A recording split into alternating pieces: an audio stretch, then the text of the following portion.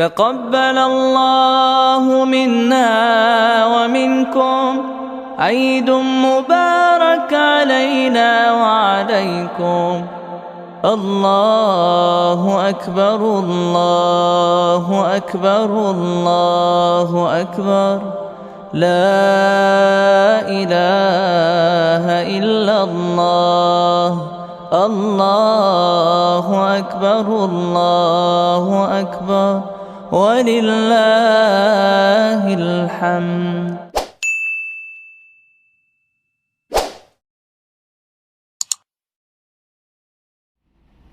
الحمد لله نحمده ونستعينه ونستغفره ونؤمن به ونتوكل عليه ونعوذ بالله من شرور أنفسنا ومن سيئات أعمالنا. من يهده الله فلا مضل له ومن يضلله فلا هادي له. ونشهد أن لا إله إلا الله وحده لا شريك له ولا نزير له ولا وزير له ولا مشير له ولا معين له ولا مثل له ولا مثال له. ونشهد أن سيدنا وسندنا ونبينا وحبيبنا وشفيعنا ومولانا وملجانا محمد صلى الله تعالى عليه وعلى آله وصحبه أجمعين. أما بعد فأعوذ بالله من الشيطان الرجيم. بسم الله الرحمن الرحيم. إن صلاتي ونسكي ومحياي ومماتي لله رب العالمين لا شريك له وبذلك أمرت وأنا أول المسلمين. وقال الله سبحانه وتعالى في الكلام المجيد والفرقان الحميد: قل اللهم مالك الملك تؤتي الملك من تشاء وتنزع الملك ممن تشاء وتعز من تشاء وتذل من تشاء بيدك الخير إنك على كل شيء قدير. وقال النبي صلى الله تعالى عليه وسلم: إن لكل قوم عيدا وهذا عيدنا، أو كما قال عليه الصلاة والسلام. صدق الله المولانا العظيم وصدق رسوله النبي الأمين المتين الكريم، ونحن على ذلك لمن الشاهدين والشاكرين والحمد لله رب العالمین. میرے محترم بزرگوں اور دوستوں، پردہ نشین میری ماں اور بہنوں، السلام علیکم ورحمۃ اللہ وبرکاتہ.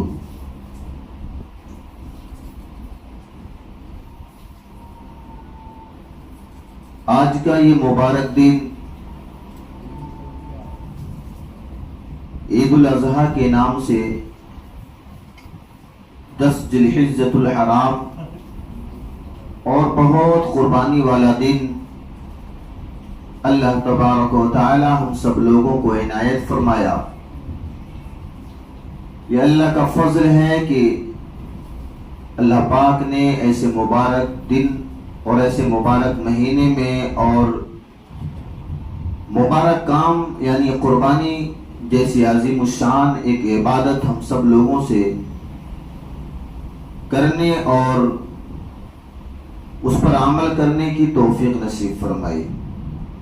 میرے محترم بزرگ اور دوستو، آج کا یہ جو دن ہے یہ ایک ایسی یاد کو تازہ کرنے والا دن ہے کہ اللہ جل جلالہ و منوالہ نے حضرت ابراہیم علی نبینا علیہ السلام سے قرآن مقدس شاہد ہے کہ اللہ پاک نے حضرت ابراہیم علی نبینا علیہ السلام سے 30 امتحانات لیے، اور سب سے بڑے بڑے جو امتحان اللہ نے لیے ہیں وہ 4 ہیں. چار بڑے امتحانات، ایسے امتحانات اللہ پاک نے لیے کہ دنیا اس کی مثال پیش نہیں کر سکتی، اور سارے امتحانات میں حضرت ابراہیم علی نبینا علیہ السلام کامیاب رہے.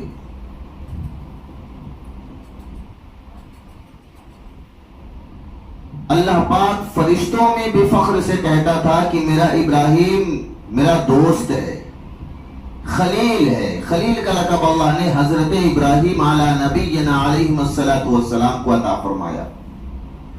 فرشتوں سے اللہ پاک کہتے تھے کہ اے میرے فرشتوں، یہ بندہ جو ہے میرا دوست ہے۔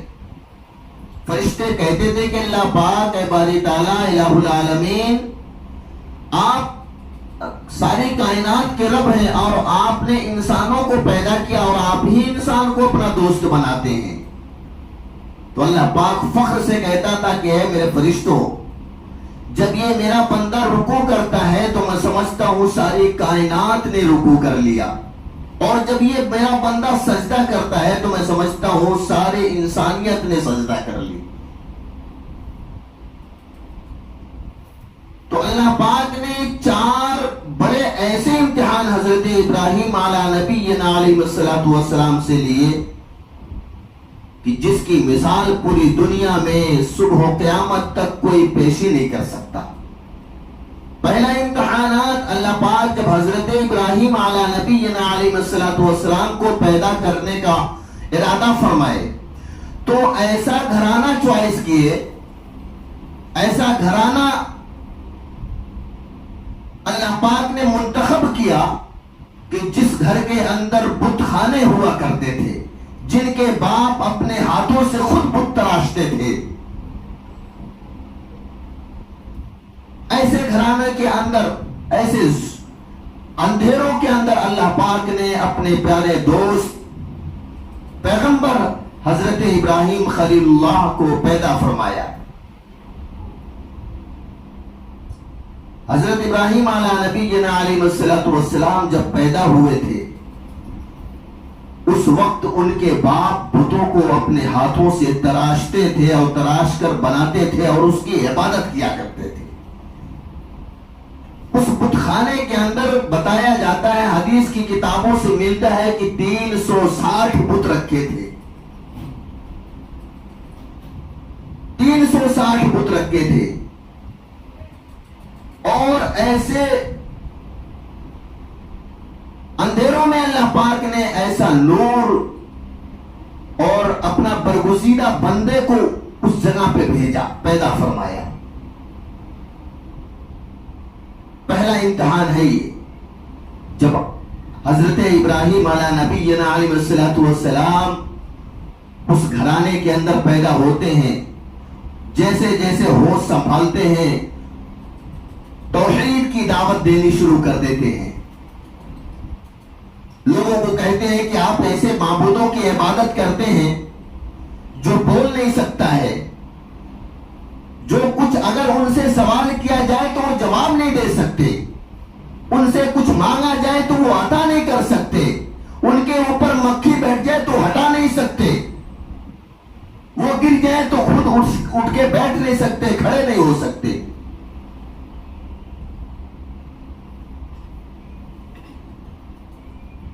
لیکن قوم جو تھی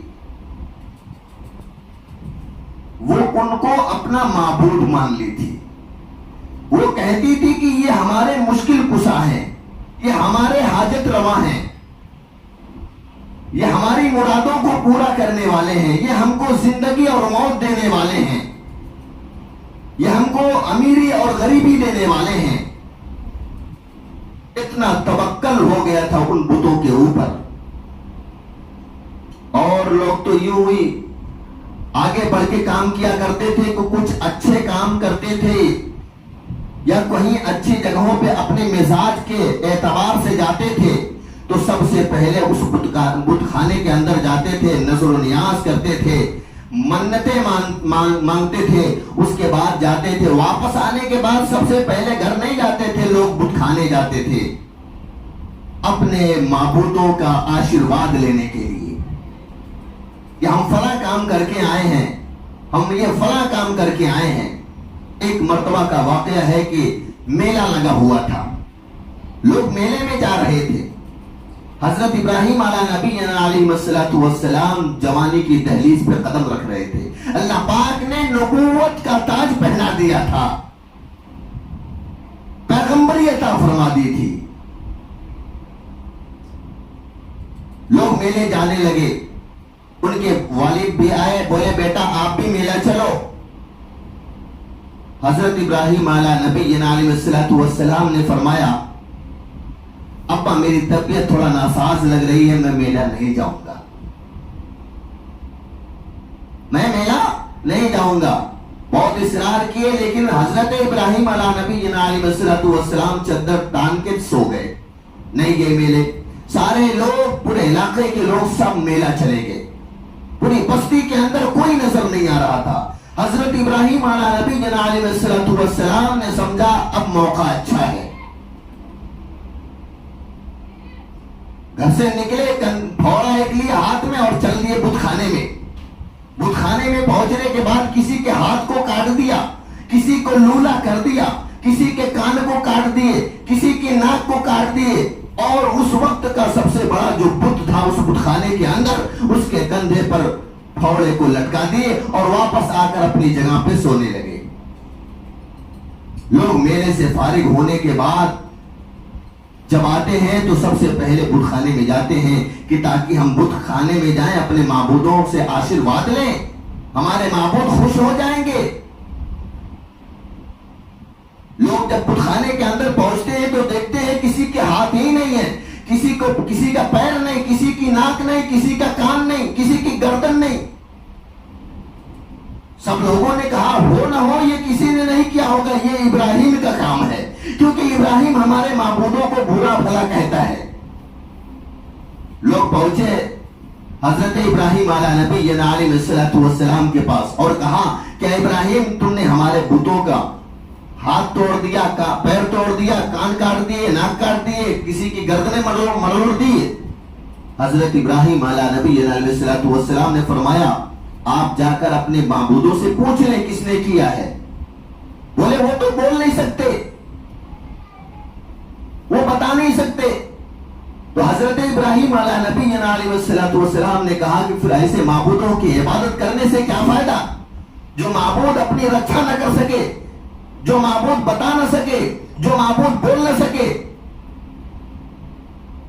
جو معبود کچھ دے نہ سکے. قرآن میں اللہ فرماتا ہے قل اللہم مالک الملک تؤتی الملک من تشاء وتنزع الملک ممن تشاء وتعز من تشاء وتذل من تشاء بیدک الخیر انک علی کل شیء قدیر. اللہ پاک فرماتا ہے کہ بادشاہ بنانے والا میں ہوں, امیر بنانے والا میں ہوں, غریب بنانے والا میں ہوں, موت دینے والا میں ہوں, زندگی دینے والا میں ہوں. رب کہتا ہے کہ رات کو اندھیرے میں, دن کو رات میں اور رات کو دن میں بدلنے والا میں ہوں. میری قدرت ہر شے پہ قادر ہے. میرا اور آپ کا رب تو وہ رب ہے جو ہر چیز پر اپنی قدرت رکھتا ہے. دوسرا امتحانات, یہ تو پہلا امتحانات تھا حضرت ابراہیم علیہ نبینا علیہ السلام کا. اس کے بعد حضرت ابراہیم علیہ السلام کو لوگوں نے گھر سے باہر نکال دیے, گھر سے بے دخل کر دیے, گاؤں سے باہر بھگا دیے. دوسرا امتحانات اس وقت کا جو بادشاہ نمرود تھا, اس نے ایسی آگ جلائی تھی کہ اس آگ کے شعلے آسمانوں سے باتیں کیا کرتے تھے. اس آگ کے شعلے آسمانوں سے بات کیا کرتے تھے. روایتوں میں آتا ہے, حدیث کی کتابوں میں ملتا ہے کہ آسمانوں کی بلندی پر اگر پرندہ بھی اڑتا تھا تو وہ جل کے خاک ہو کے اس آگ کے اندر گر جاتا تھا. حدیث کی کتابوں میں ملتا ہے کہ وہ آگ 40 دن تک مستقل دہکائی گئی اور روزانہ 4000 آدمی دہکانے والے لگتے تھے. اتنی بھینکر آگ تھی.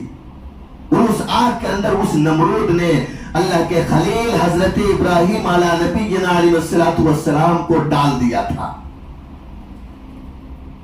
تو قرآن میں اللہ فرماتا تھا قلنا یا نار کونی بردا وسلاما علی ابراہیم, قلنا یا نار کونی بردا وسلاما علی ابراہیم. قرآن فرمانے لگا, اللہ نے قرآن کی آیت نازل فرما دی کہ اے آگ تو ٹھنڈی ہو جا میرے خلیل ابراہیم کے لیے. اگر تو ٹھنڈی نہیں ہوئی تو تجھے جہنم کی آگ میں ٹھوس کے رکھ دوں گا. 40 دن مستقل حضرت ابراہیم علیہ نبی علیہ السلام اس آگ کے اندر رہے. 40 دن کے بعد جب حضرت ابراہیم علیہ نبی علیہ السلام آگ سے باہر نکلنے لگے تو رونے لگے تھے. حدیث کی کتابوں میں ملتا ہے کہ حضرت ابراہیم علیہ نبی علیہ السلام بہت خوبصورت تھے، لیکن جس وقت آگ سے نکلے تھے اس وقت اور خوبصورت ہو گئے تھے.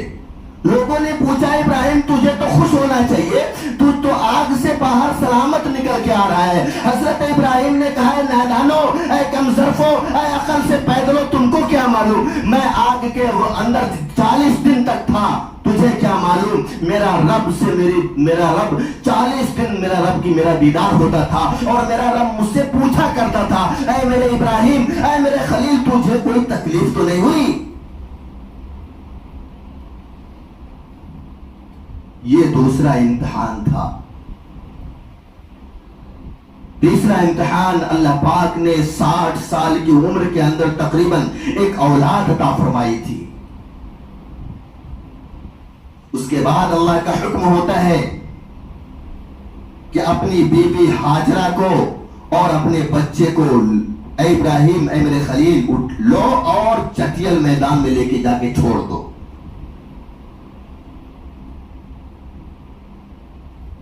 ایسی جگہ پہ چھوڑو جہاں پانی کا نصب نہ ہو، پانی دور دور تک نظر نہ آئے، نہ کھانے کا کوئی انتظام ہو.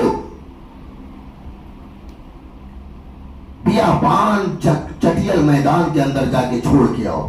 دور دور تک بستی نظر نہیں آنی چاہیے. اس جگہ پہ نہ انسان نظر آئے، نہ انسان کا جنت نظر آئے. حضرت ابراہیم علیہ نبی علیہ السلام اپنے بیٹے کو اور اپنی بیوی ہاجرہ کو لیتے ہیں اور چل دیتے ہیں، اور جاتے جاتے اس جگہ پہ پہنچتے ہیں جس جگہ پہ آج لوگ حج کے لیے جاتے ہیں. اگر اس جگہ پہ جانے کے بعد 7 چکر نہ لگائے تو اللہ پاک کہتا ہے صبح قیامت تک حاجی حج پہ جائے گا، اگر اس جگہ پہ جانے کے بعد 7 چکر نہ لگائے تو میں اس کا حج قبول نہیں کروں گا. صفا اور مروہ کا پہاڑ جو ہے، اس پہاڑ کے بیچ میں لے کے گئے. دونوں پہاڑوں کے درمیان چھوٹی سی کوٹھری بنائے، جھوپڑا بنائے. حدیث کی کتابوں میں ملتا ہے کہ حضرت ابراہیم علیہ نبی علیہ السلام جب اپنی بیوی اور بچے کو لے کے گئے تو 1 دن تھے، 2 دن، 3 دن، یہ 3 روایت ملتی ہے. لیکن تھوڑا سا پانی لے کر گئے تھے، دیے تھے، پانی ختم ہو گیا. کھجوریں کچھ تھی، ختم ہو گئی. چھوڑ کر حضرت ابراہیم علیہ السلام جب آنے لگے تو بی بی ہاجرہ نے پوچھا آپ کہاں جا رہے ہو؟ آپ جا رہے ہو ہم لوگوں کو چھوڑ کے؟ یہ اللہ کا حکم ہے. حضرت ابراہیم علیہ نبی علیہ السلام نے فرمایا ہاں. حضرت ہاجرہ علیہ السلام کہنے لگی کہ اے میرے شوہر آپ جائیں، اللہ ہم لوگوں کو ضائع نہیں ہونے دے گا. ایسا توکل تھا اللہ کی ذات کے اوپر، ایسا بھروسہ تھا کہ جب اللہ نے کہہ دیا ہے تو ہماری ذات کے اوپر اللہ ہم لوگوں کو ضائع نہیں ہونے دے گا. حضرت ابراہیم علیہ نبی علیہ السلام چلے آئے چھوڑ کے. بہت لمبا واقعہ ہے. جب پانی اور کھجور ختم ہو جاتے ہیں، حضرت چھوٹا سا ننھا منا بچہ ہے، پیاس کی وجہ سے تڑپ رہا ہے، اپنی ایڑیاں رگڑ رہا ہے. اس کی حضرت ہاجرہ کبھی صفا پہ جاتی، کبھی مروہ پہاڑ پہ جاتی، ادھر بھاگ کے جاتی تو دل میں خیال آتا کہ میرا بیٹا، پھر بھاگ کے آتی، بیٹے کو دیکھتی، پھر بھاگ کے جاتی، اس کو اوپر پہاڑ کے اوپر چڑھتی. ایسا 7 چکر جب لگائے، واپس جب آئی نیچے تو دیکھی میرے بیٹے کے پیر کی ایڑی جس جگہ رگڑ رہا تھا وہاں سے پانی کے چشمے نکلنے لگے. تو حضرت ہاجرہ نے دوڑ دوڑ کے پتھر اٹھانے لگی اور کنکر اٹھا کے چاروں طرف باندھ دیا، بولی زم زم زم. اس وقت سے اس پانی کا نام آب زمزم پڑا.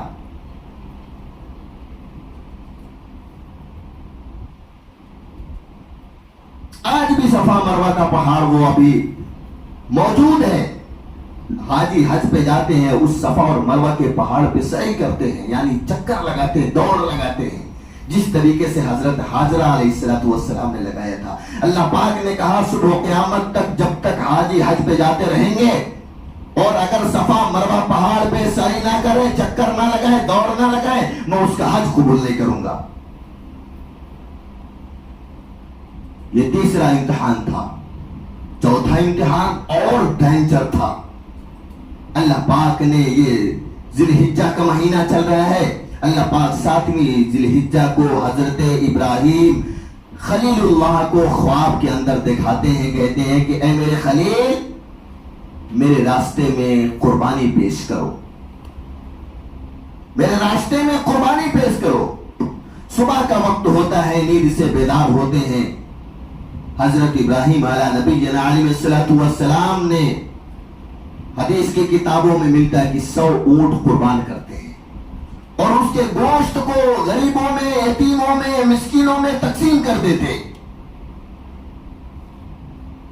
8ویں ذی الحجہ کی رات میں پھر جب سوتے ہیں، اللہ پاک خواب میں اپنے خلیل حضرت ابراہیم علیہ نبی علیہ السلام سے کہتے ہیں کہ اے میرے خلیل، میرے راستے میں قربانی کرو.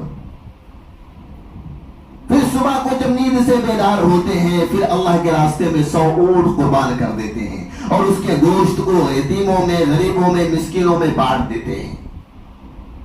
9 ذی الحجہ کی رات میں جب سوتے ہیں اور خواب میں اللہ پاک کہتے ہیں کہ اے میرے خلیل، اے ابراہیم، یہ اونٹوں کی قربانی سے نہیں چلے گا. تجھے دنیا کے اندر سب سے محبوب ترین جو چیز ہے وہ میرے راستے میں قربان کر.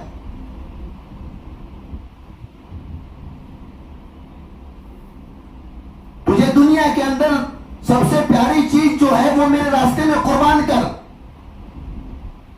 حضرت ابراہیم علیہ نبی علیہ السلام سمجھ گئے کہ اونٹوں سے کام نہیں چلنے والا. اللہ پاک تو میرے اولاد کو اپنے لیے، اپنے راستے میں قربانی مانگ رہا ہے، میرے اولاد کی قربانی مانگ رہا ہے. سب سے پیارا دنیا کے اندر میرے اولاد سے زیادہ کوئی نہیں ہے، کیونکہ اللہ نے مجھے 60 سال کی عمر میں تقریباً عطا فرمایا.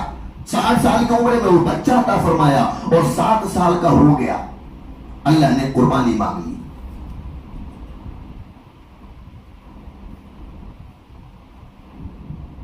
صبح کا حضرت ابراہیم علیہ نبی علیہ السلام کے ایک معمول ہوا کرتا تھا کہ صبح میں جب فجر کی نماز، اسراء کی نماز کے بعد اپنے بیٹے کے ساتھ تفریح کے لیے جایا کرتے تھے اور بیٹے سے کہتے تھے بیٹا میں دوڑتا ہوں تم مجھے پکڑو. ابا دوڑ لگاتے تھے، حضرت ابراہیم علیہ نبی علیہ السلام دوڑ لگاتے تھے اور بیٹا حضرت اسماعیل علیہ السلام دوڑ کے پکڑتے تھے. جب پکڑ لیتے تھے تو بیٹا دوڑ لگاتا تھا اور کہتا تھا ابا اب مجھے آپ پکڑو. حضرت ابراہیم علیہ نبی علیہ السلام دوڑ کے پکڑتے تھے. آسمان بھی اشک کرتا تھا، اسی محبت کو سلام پیش کرتا تھا. صبح کی کرنیں بھی سلام پیش کیا کرتی تھی. لیکن اس دن کا 9ویں ذی الحجہ کی رات میں جو اللہ نے خواب کے اندر کہا کہ مجھے یہ اونٹوں کی قربانی سے نہیں چلنے والا، دنیا کے اندر تجھے جو سب سے عزیز ہو، سب سے محبوب ہو، اس چیز کی قربانی چاہیے. حضرت ابراہیم علیہ نبی علیہ السلام نبی تھے. وہ سمجھ گئے کہ اللہ پاک میری اولاد کی قربانی مانگ رہا ہے، میرے بیٹے کی قربانی مانگ رہا ہے. صبح میں جب آنکھ نیند سے بیدار ہوئے، آنکھیں کھلی تو اپنی بیوی سے کہنے لگے کہ اے میری بیوی حاجرہ، آج مجھے اپنے بہت بڑے دوست سے ملنے جانا ہے. آج مجھے اپنے بہت بڑے دوست سے ملنے جانا ہے. میرے بیٹے کو بھی نہلا دھلا کے، اچھے کپڑے پہنا کے، خوشبو لگا کے میرے ساتھ بھیج دو. اور ادھر انتظام میں لگے ہوئے تھے، چھری چاقو چھپا کے رکھے، بچے کو پکڑے اور لے کے چلنے لگے. صبح کا وقت تھا، صبح کا وقت تھا. بیٹا سمجھا کہ وہی پہلے والے معمول جیسے دوڑ لگاتے تھے. بیٹے نے کہا ابا آپ دوڑیے میں پکڑتا ہوں. لیکن ابا کے چہرے پر اداسی چھائی ہوئی تھی. ابا کچھ نہیں بول رہے تھے. بیٹا کہنے لگا اچھا ابا, بار بار اصرار کرنے کے بعد جب دیکھا, بولا آپ کے چہرے پہ اداسی کس بات کی ہے؟ اچھا ایک کام کریے, میں دوڑتا ہوں, پکڑیے. بیٹا دوڑنے لگا, لیکن ابا دوڑ نہیں رہے تھے. اس دن شیطان نے بھی جو بولا تھا نا وہ سچ بولا تھا. شیطان بھاگتا ہوا حضرت حاجرہ علیہ السلام کے پاس آیا اور کہا کہ اے حاجرہ, تیرے بیٹے کو اللہ کے راستے میں تیرا شوہر قربان کرنے لے کے جا رہا ہے. حضرت حاجرہ علیہ السلام نے فرمایا کہ اگر اللہ کے راستے میں قربان کرنے کے لیے میرے شوہر لے کے جا رہے ہیں تو کوئی بات نہیں, میرے پاس ایک بیٹا اللہ نے دیا ہے, اللہ کے راستے میں قربان ہو جائے. اللہ پاک مجھے 100 بیٹا بھی دیتا تو میں اللہ کے راستے میں قربان کر دیتی. پھر وہاں پہ اس شیطان کا مکر نہیں چل پایا, کیونکہ شیطان سب سے پہلے عورتوں کے دلوں میں وسوسے ڈالتا ہے. حملہ کرتا ہے کہاں سے؟ عورتوں سے. حضرت آدم علیہ السلام کو شیطان نے بہکایا تھا, اما حوا علیہ السلام کو بہکایا. ان کے ذریعے سے حضرت آدم علیہ السلام بھی وہ جو کا کھانا کھائے, اللہ پاک نے جنت سے نکال دیا. تو شیطان سمجھتا ہے کہ عورتوں کے دلوں کے اندر وسوسے میں پیدا کر سکتا ہوں بڑے آسانی کے ساتھ. وہاں پہ آیا, لیکن حضرت حاجرہ علیہ السلام کا وہ ایمان تھا, وہ جذبہ تھا, وہ اللہ پہ توکل اور بھروسہ تھا, وہ اللہ سے محبت تھی کہ اللہ کی امانت ہے, اللہ نے دیا ہے تو اللہ کے راستے میں قربان. اللہ ایک نہیں مجھے 100 دیتا تو اللہ کے راستے میں قربان کر دیتی. میرے محترم بزرگ اور دوستو, اس کے بعد شیطان پہنچا حضرت اسماعیل علیہ السلام کے پاس. کہنے لگا کہ بیٹا تم کو تو تیرے ابا قربان کرنے کے لیے لے کے جا رہے, قتل کرنے کے لیے لے کے جا رہے اللہ کے راستے میں. تو وہ بچہ بھی ایسے ماحول میں تربیت اس کی ہوئی تھی, وہ نبیوں کا گھرانہ تھا. اللہ نے نبوت حضرت اسماعیل علیہ السلام کو بھی عطا کی تھی. بچپن میں ایسی تربیت ان کے والدین نے دیے. انہوں نے کہا جب میرے ابا اللہ کے راستے میں قربان کرنے لے کے جا رہے ہیں تو میں قربان ہونے کے لیے تیار ہوں. پھر بیٹے کو اللہ کے نبی حضرت ابراہیم علیہ السلام لے کے جانے لگے, اور جب پہنچتے ہیں اس مینا پہاڑ کے پاس جہاں پر قربان آج بھی حاجی جاتے ہیں, وہ جگہ کو دیکھتے ہیں. اس جگہ پہ جانے کے بعد ہم تو واقعہ پڑھتے ہمارے روتے تھرا جاتے ہیں, لیکن جو حاجی اس جگہ پہ گیا ہوگا اس کی آنکھوں کو دیکھنے کے بعد بوسہ دینے کا دل کرتا ہے. جس جگہ بچپن میں اپنی پیر کی ایڑیوں کو رگڑ کر کے اللہ پاک نے وہاں سے چشمے جاری کر دیے, وہ ننھا منا بچہ کتنا قیمتی خوبصورت رہا ہوگا, اللہ کا پیارا کتنا رہا ہوگا. اس مینا کے میدان میں پہنچتے ہیں اور کہتے ہیں بیٹا اللہ کا حکم ہے کہ اللہ کے راستے میں تجھے قربان کروں. وہ 7 سال کا بچہ تھا. اس نے کہا ابا مجھے آپ گھر پہ بتلا دیتے, میں امی جان سے آخری سلام کر کے آ جاتا, آخری الوداع کر کے امی جان کو آ جاتا, امی جان کی پیشانی کو پکڑ کے بوسہ دے کے آ جاتا.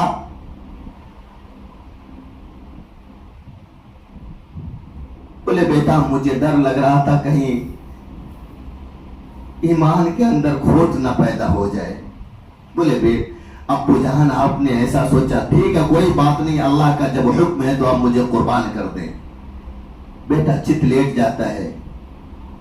حضرت ابراہیم علیہ نبی جن علیہ السلام سمجھ جاتے کہ میرا بیٹا بھی تیار ہے. جب چھری چلانے چلتے ہیں تو اٹھ کے کھڑا ہو جاتا ہے بیٹا اور کہتا ابا میرا چہرہ آپ تو مجھ سے بہت محبت کرتے ہیں,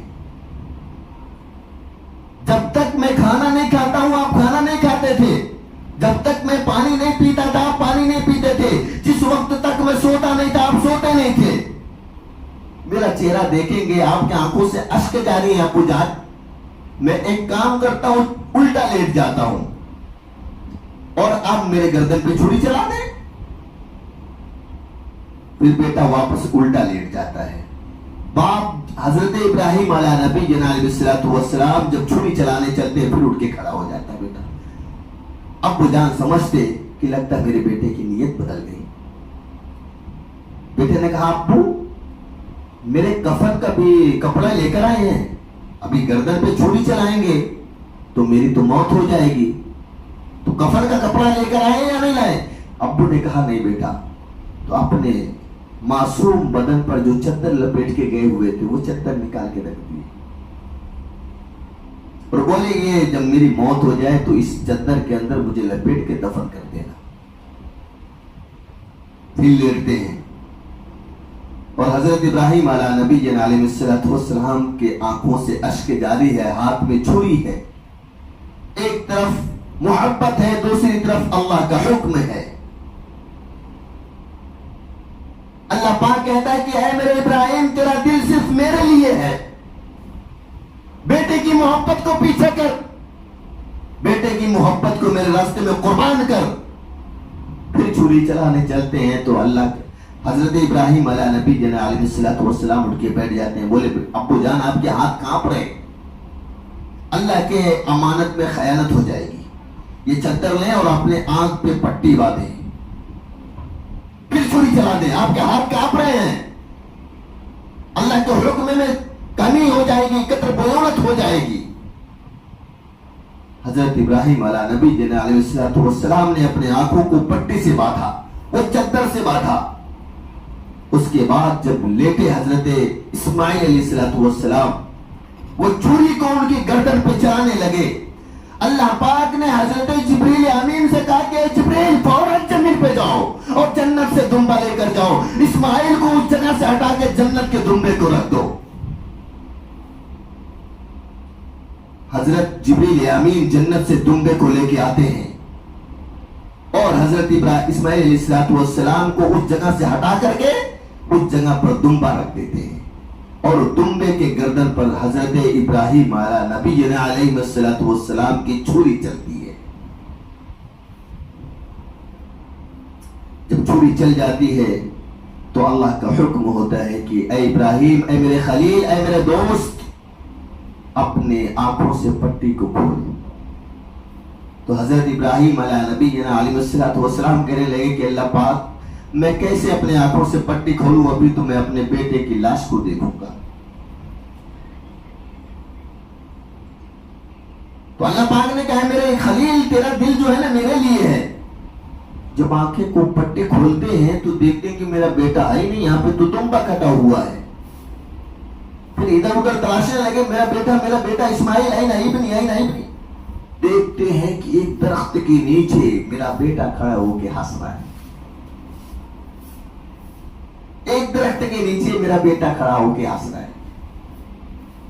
قربانی کا سلسلہ یہیں سے شروع ہوا. یہ 4 امتحانات حضرت ابراہیم علیہ نبی علیہ الصلوۃ والسلام سے اللہ پاک نے سب سے بڑے لیے. آج جو یہ قربانی کا نظم ہوتا ہے, ہم جو اس پر عمل کرتے ہیں,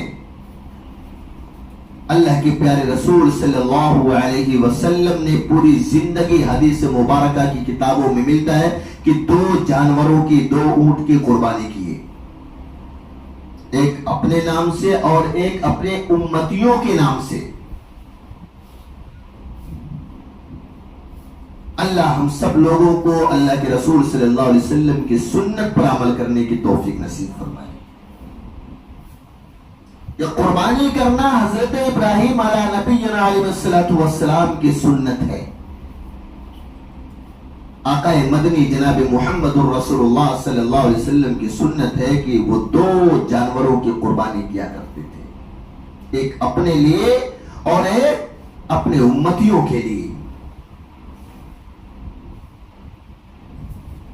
قربانی کا جانور ایسا ہونا چاہیے, حدیث کی کتابوں میں لکھا ہے کہ تندرست ہو, تیز الترار ہو. اور یہ قربانی کے جانور کو اللہ کے رسول صلی اللہ علیہ وسلم نے فرمایا کہ یہ جس طریقے کا ہم جانور اللہ کے راستے میں قربان کریں گے, اسی جانور پر بیٹھ کر پل صراط ہم پار کریں گے. یہ سواری ہوگی پل صراط پار کرنے کی. آج تو ہم لوگ قربانی بھی کرتے ہیں تو نام و نمود کے لیے کرتے ہیں، شہرت کے لیے کرتے ہیں، نمائش کے لیے کرتے ہیں۔ اصل جو حق جس کا ہے اس تک نہیں پہنچتا۔ ہم ایک رسم ادا کرتے ہیں، ہم کو یہ نہیں پتا کہ قربانی کی کہاں سے شروع ہے اور یہ قربانی کرنا کس کی سنت ہے۔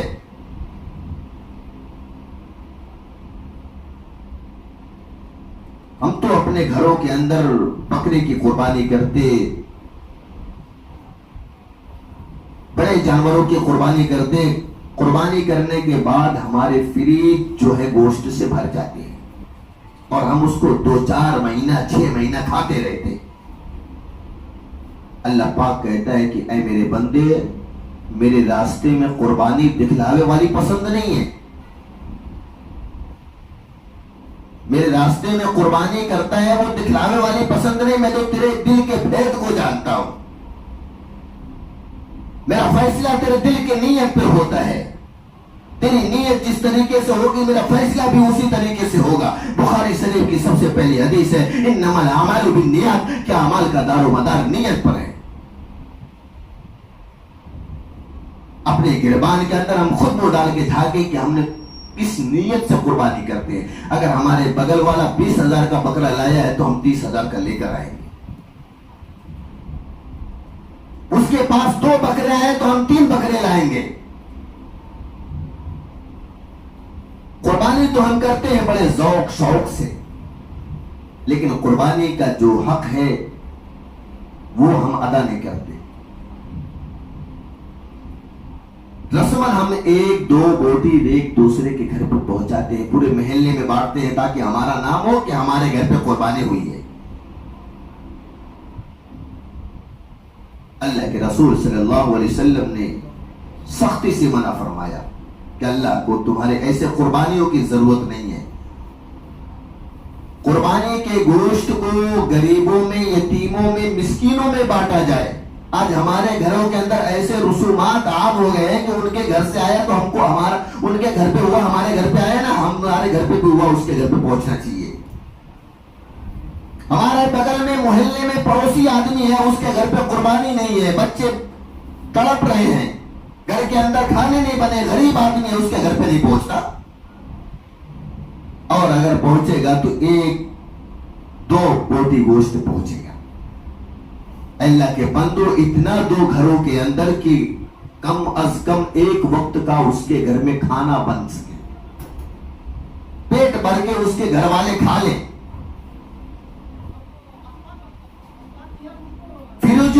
فریج کے اندر گوشت کو سجانا یا نمائش میں رکھنا یہ جائز نہیں ہے۔ اللہ پاک ہم سب لوگوں کو صحیح طریقے سے قربانی کرنے کی توفیق نصیب فرمائے، اور اس کے ساتھ جن لوگوں کا حق ہے ان تک پہنچانے کی بھی توفیق نصیب فرمائے۔ وما علینا الا البلاغ۔